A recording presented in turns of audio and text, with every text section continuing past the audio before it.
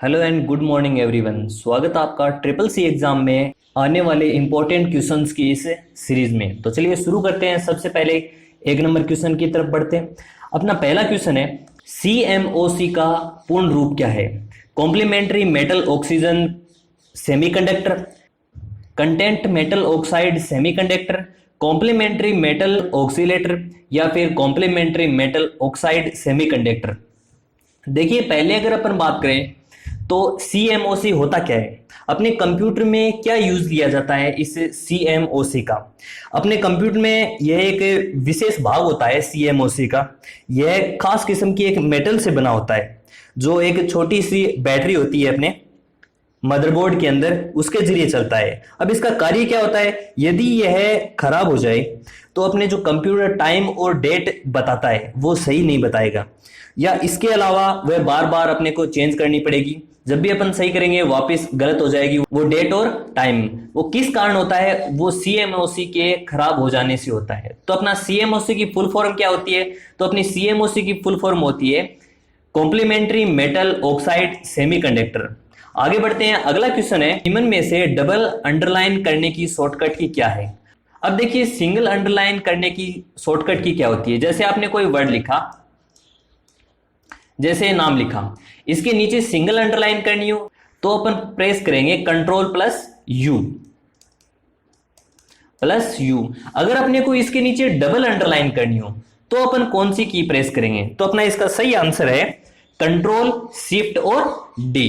3 number question है, bit का पूरा नाम। बिट का पूरा नाम क्या होता है? बाई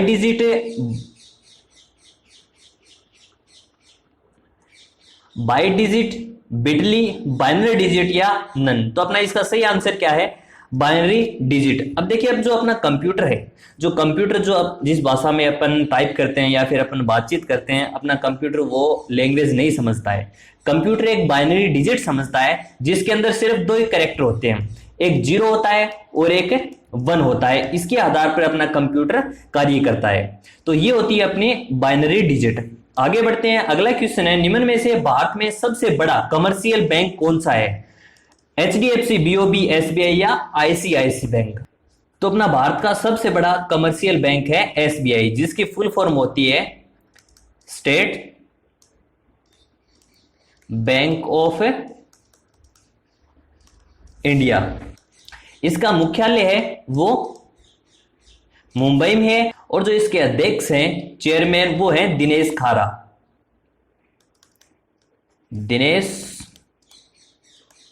कुमार खारा। आगे बढ़ते हैं। अगला क्वेश्चन है, सक्रिय सेल में लिखे अक्षर का पता कहां दिखाई देता है? अब देखिए, यहां पे सक्रिय सेल का मतलब क्या होता है? जैसे मान लो कि आप इस सेल में आप काम कर रहे हो, जो अपना कर्सर है वो आपका इस सेल में है, तो इसका मतलब है कि ये सक्रिय सेल है। अगर अपन इस सेल में अगर कुछ लिखते हैं तो वो अपने को कहां पे दिखाई देगा? फॉर्मूला बार में, नेम बॉक्स में, सेल रेंज में या कहीं में भी नहीं। तो अपना इसका सही आंसर क्या है? तो अपना इसका सही आंसर है नेम बॉक्स। जो भी अपन सेल के अंदर कुछ लिखते हैं वो अपन ऊपर की तरफ नेम बॉक्स में दिखाई देता है। फिर बात करें तो फॉर्मूला बार। फॉर्मूला बार में क्या दिखाई देता है? फॉर्मूला बार में जब भी अपन कोई फॉर्मूला लगाते हैं अपन, तो वो यहाँ पे आपको फॉर्मूला बार में दिखाएगा। सेल रेंज में क्या दिखाएगा? सेल रेंज में दिखाएगा आपके सेल, किस सेल में आप काम कर रहे हो, वो सेल का नाम दिखाएगा। आगे बढ़ते हैं। अगला क्वेश्चन है, एक इलेक्ट्रॉनिक पाथ है जो कंप्यूटर के सिग्नल को एक पार्ट से दूसरे पार्ट में भेजता है। देखिए, मतलब क्या है कि जैसे अपने दो कंप्यूटर हैं, उनको एक जगह से कोई जगह कोई सूचना भेजनी हो या फिर कोई फाइल भेजनी हो तो किसके जरिए भेजेंगे? यहां पे सिग्नल का मतलब फाइल से या फिर कुछ भी ट्रांसफर करने से या फिर किसी प्रकार के कम्युनिकेशन से। तो वो इनमें से किन के जरिए अपन करेंगे? मॉडेम से, बस से, लॉजिक गेट से या फिर सीरियल पोर्ट से। तो अपना इसका सही आंसर क्या है? बस से। बस टोपोलॉजी होती है, एक प्रोग्राम होता है। आगे बढ़ते हैं। अगला क्वेश्चन है, PMJDY में 10,000 अधिविकर्ष, यहां पे अधिविकर्ष का मतलब है ओवरड्राफ्ट, सुविधा किसे उपलब्ध है? 18 से 20 वर्ष के बीच आयु हो, परिवार के सिर्फ खाता धारक को, या फिर 6 महीने तक खाता का संतोषजनक परिचालन हो, या फिर उपरोक्त सभी। अपना इसका सही आंसर क्या है?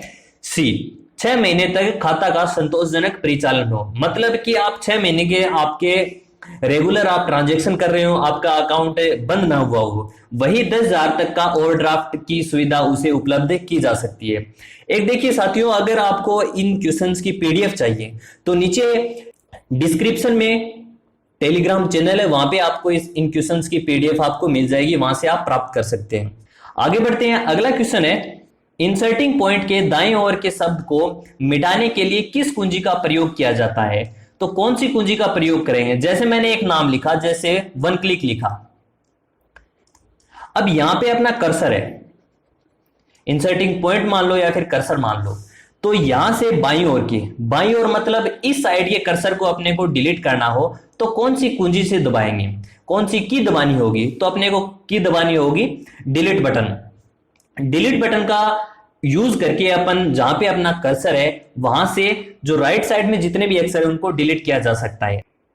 अगर अपने को कर्सर के बाईं तरफ के अक्षर को अगर डिलीट करना हो, हटाना हो, तो किस प्रकार हटाएंगे? तो वो हटाएंगे अपन बैक स्पेस की से, बैक स्पेस की से। आगे बढ़ते हैं, अगला क्वेश्चन है www का आविष्कार किसने किया? www का फुल फॉर्म होती है वर्ल्ड वाइड वेब। अपना पहला ऑप्शन है Charles Babbage. Charles Babbage computer का जनक है, कंप्यूटर के जनक चार्ल्स बेबेज को कहा जाता है। टिम बर्नर्स ली या फिर स्टीव जॉब्स या फिर बिल गेट्स? तो अपना इसका सही आंसर क्या होगा? Tim Berners Lee. देखिए स्टीव जॉब्स एप्पल के फाउंडर हैं और बिल गेट्स माइक्रोसॉफ्ट के फाउंडर हैं। आगे बढ़ते हैं, अगला क्वेश्चन है 3 बार क्लिक करने से क्या सिलेक्ट होता है? Line, page, word, paragraph. देखिए किसी एक बार किसी, जैसे आपके पास ये पैराग्राफ है, इन पैराग्राफ में कुछ एक वर्ड्स लिख रखे हैं आपने, किसी एक लाइन पे किसी वर्ड के ऊपर एक बार क्लिक करने से क्या होगा? कुछ भी नहीं होगा। 2 बार क्लिक करने से वो एक वर्ड है, वो एक वर्ड सिलेक्ट हो जाएगा। यदि हम 3 बार क्लिक करते हैं तो ये पूरा का पूरा पैराग्राफ है, ये सिलेक्ट हो जाएगा। तो अपना इसका सही आंसर क्या है? 3 बार क्लिक करने से पैराग्राफ सिलेक्ट हो जाता है।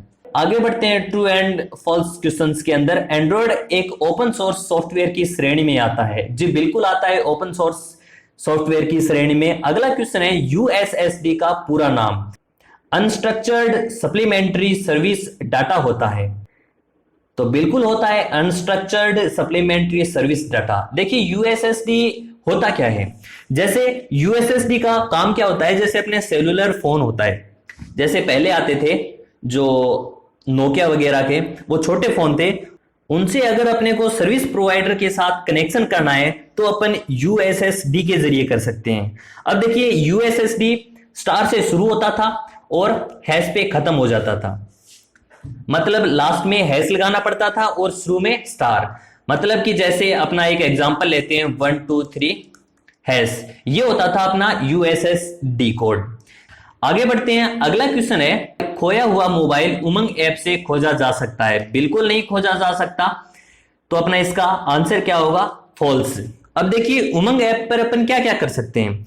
उमंग ऐप पर जीएसटी बिल देख सकते हैं अपन, एनएसपी सर्विस देख सकते हैं, पीएमएवाई स्कीम देख सकते हैं, डिजी लॉकर का यूज कर सकते हैं। अगर अपन बात करें तो उमंग ऐप गवर्नमेंट की ऐप है जिसमें सरकारी सुविधाएं मिलती है, इससे अपन फोन का जो लोकेशन है वो नहीं पता कर सकते। आगे बढ़ते हैं, अगला क्वेश्चन है पीपीएफ योजना भारत सरकार द्वारा समर्पित एक लोकप्रिय दीर्घकालीन निवेश विकल्प है। देखिए पीपीएफ की फुल फॉर्म क्या होती है? पीपीएफ की फुल फॉर्म होती है public provident fund. Public provident fund, provident fund. तो अपना इसका सही आंसर क्या है? तो अपना इसका सही आंसर है ट्रू। पीपीएफ योजना भारत सरकार द्वारा समर्पित एक लोकप्रिय और दीर्घकालीन निवेश विकल्प है। आगे बढ़ते हैं, अगला क्वेश्चन है किसी कंप्यूटर में वायरस भेजना आईटी एक्ट 2000 के सेक्शन 43, 66, 66A के अंतर आता है? बिल्कुल आता है, यह कथन बिल्कुल सत्य है। आगे बढ़ते हैं, अगला क्वेश्चन है क्विक रिस्पांस कोड संपर्क रहित रूप में कार्य करता है? बिल्कुल सही है, करता है। अगर संपर्क रहित कोड नहीं है तो क्विक रिस्पांस कहां पे देगा? तो पहले तो कनेक्ट होगा, उसके बाद रिस्पांस देगा। इसमें थोड़ा सा वक्त लग जाता है, इसलिए क्विक रिस्पांस कोड कहां से हुआ? अगर क्विक रिस्पॉन्स कोड की बात करें तो वह संपर्क रहित होता है, सीधा कंप्यूटर से डायरेक्ट सूचना देता है। आगे बढ़ते हैं, पिछली क्लास के रिवीजन की बात करें तो निम्न में से कौन सा सुरक्षित ब्राउजिंग के लिए अच्छा अभ्यास है? तो अपना इसका सही आंसर है सार्वजनिक या मुफ्त वाईफाई से बचें। डैश मॉनिटर का उदाहरण नहीं है, तो इसमें मॉनिटर का उदाहरण लेजर नहीं है। आगे बढ़ते हैं, अगला क्वेश्चन है ई कॉमर्स के प्रकार। तो ई कॉमर्स के प्रकार सारे के सारे हैं दिए गए सभी। अगला क्वेश्चन है, किसी को ईमेल भेजने के लिए आपको डैश उसका ही जानना जरूरी है। इसका क्या जानना जरूरी है? ईमेल एड्रेस जानना जरूरी है। आगे बढ़ते हैं, इंटरनेट पर किसी विशेष विषय पर चर्चा करने को कहा जाता है। तो इंटरनेट पर किसी विशेष विषय पर चर्चा करने के लिए न्यूज ग्रुप कहा जाता है। डीएनएस का तात्पर्य domain name system, domain name system. आगे बढ़ते हैं, अगला क्वेश्चन है, निम्न में से सही कथन का चयन करें। आप एमएस ऑफिस में दस्तावेज को पीडीएफ के रूप में प्राप्त कर सकते हैं। आप F6 कुंजी का प्रयोग करके एक प्रस्तुति शुरू कर सकते हैं।